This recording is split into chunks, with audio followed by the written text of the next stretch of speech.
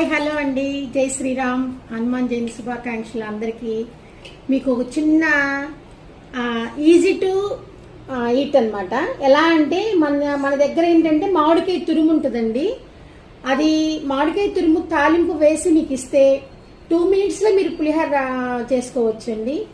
ఎందుకంటే మన బిజీ షెడ్యూల్లో పూజకి కావలసిన అన్నీ సర్దుకోవటం, మళ్ళీ ఈ పులిహోర ఇవన్నీ చేసుకోవడం చాలా కొద్దిగా హడావుడిగా ఉంటుంది.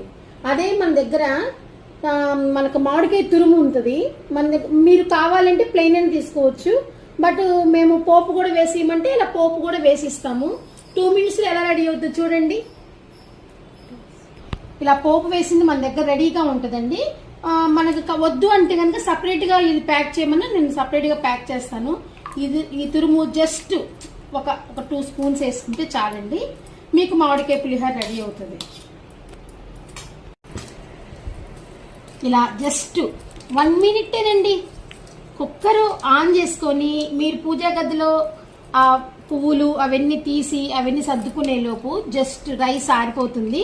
జస్ట్ మన దగ్గర ఉన్న ఈ మ్యాంగో తురుము, ఈ పోపు దినుసులు అన్నీ కలిపేసుకుంటే వితిన్ సెకండ్లో మీకు మా మ్యాంగో పులిహోర రెడీ అవుతుందండి.